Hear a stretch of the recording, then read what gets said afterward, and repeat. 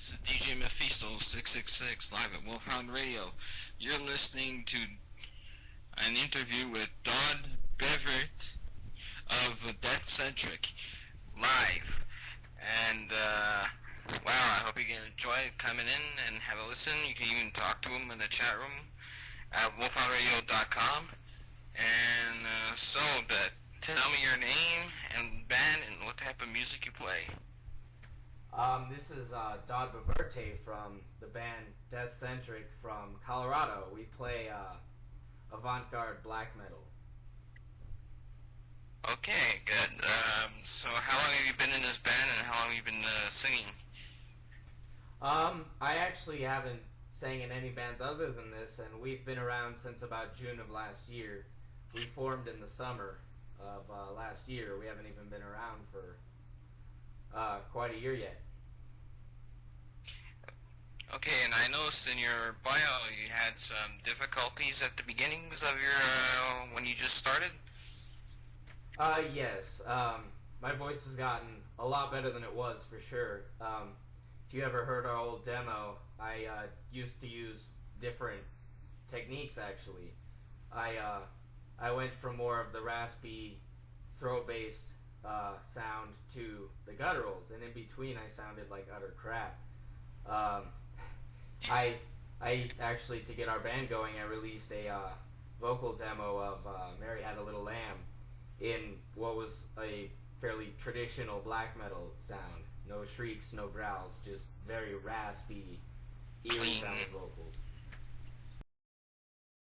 Okay. So I heard you had a problem with one of your band members losing it all of a sudden for some reason?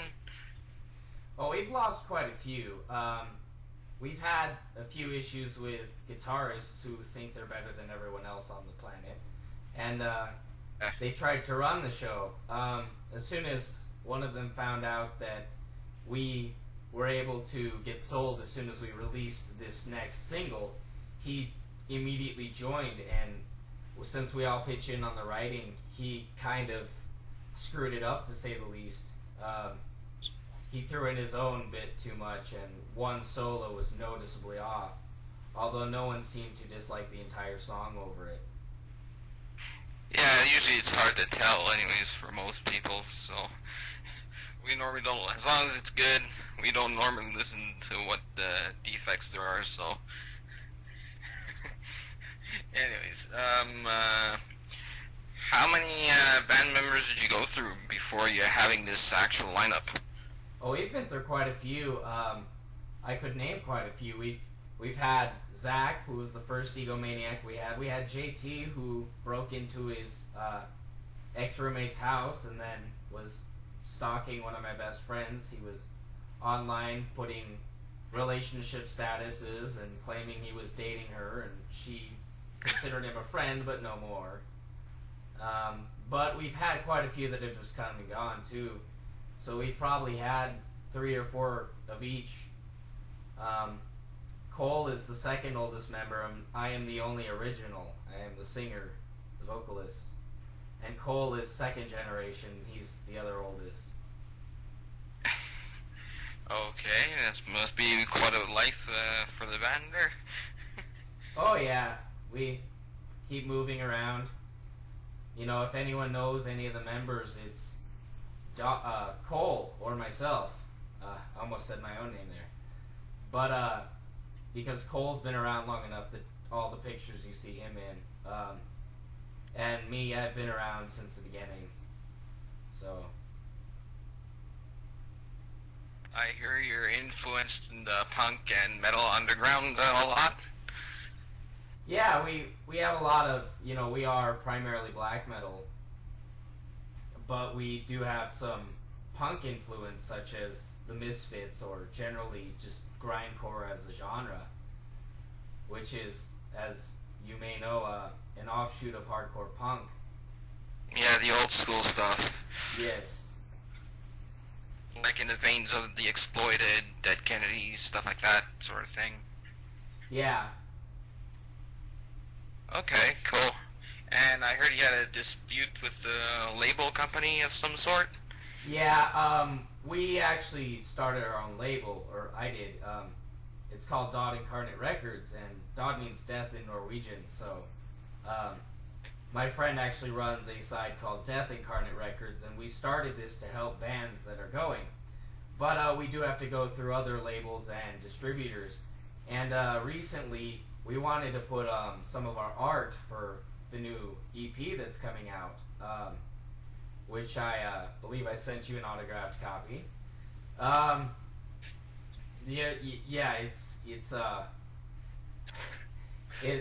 We had issues because we sent them the information too early, and then they said, well, you know, not to send this, and you know, not to send what we already had. And I told them, well, it's done. So, but here's what it is. So we might have to take that down and re-put it. For now, it's available on Reverb Nation, and it looks just as good as it would. Okay. And I heard you. Well, I noticed you redid like one or two songs. Like you remixed it for some reason. Yeah.